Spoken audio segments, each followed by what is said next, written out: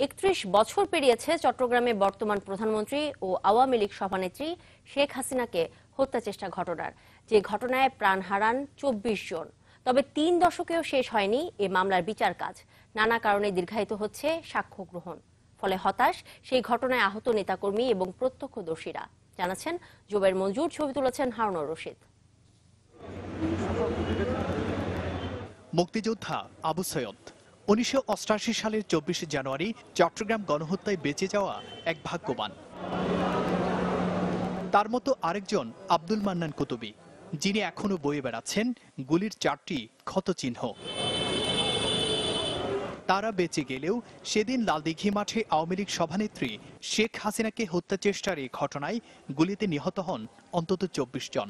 তবে দীর্ঘ ৩ দশকেও এ ঘটনার বিচার না হওয়ায় হতাশ আক্রান্তরা। তারা শাস্তি পাওয়ার যোগ্য, তাদেরকে শাস্তি দিয়ে এই মামলার একটা নিষ্পত্তি হওয়া উচিত এবং যারা এই ঘটনার সাথে সম্পৃক্ততা রয়ে গেছে তাদেরকে ডেকে একটু সান্ত্বনা দেওয়া, এইটা হচ্ছে না। এই জন্য এটা আমার খুব অসহায় অনাহারে যারা মৃত্যুর সাথে পাঞ্জা লড়ছে, মরে গেছে, আহত হয়েছে, এদেরকে কোনোদিন কেউ সাহায্য সুবিধা করে নাই। শুধু শহীদ বেদিকে স্মরণ করে, আর কিছুই করে না। কখনো সাক্ষী হাজির হয় না, কখনো সময়ের আবেদনে পিছিয়ে যায় শুনানি। ফলে এগুতে পারছে না মামলাটি। ইতিমধ্যে মামলার মোট ১৬৮ সাক্ষীর মধ্যে সাক্ষ্য দিয়েছেন ৪৬ জন। বাদ বাকি সাক্ষীদের মধ্যে গুরুত্বপূর্ণ সাক্ষীগুলো হলেই মামলার রায় দেওয়া সম্ভব এবং বাদী পক্ষ যদি আন্তরিক থাকে সেখানে সেই মামলার রায় দেওয়া সম্ভব উইদিন 2 or 3 months। কয়েক মাস আগে মামলাটি দ্রুত শেষ করার উদ্যোগ নিতে সংশ্লিষ্টদের নির্দেশ দেন প্রধানমন্ত্রী। তবে কবে নাগাদ শেষ হবে তা বলতে পারছে না রাষ্ট্রপক্ষ। আর কিছু গুরুত্বপূর্ণ সাক্ষী বাকি আছে।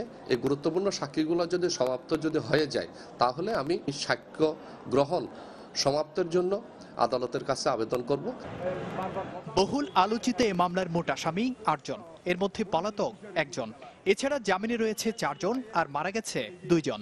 তবে প্রধান আসামি তৎকালীন পুলিশ কমিশনার মির্জা রকিবুল হুদা যুক্তরাষ্ট্রে মারা গেছে বলে জানানো হলেও তা এখনো নিশ্চিত হতে পারেনি আদালত। জুবাইর মঞ্জুর, চ্যানেল 24, চট্টগ্রাম।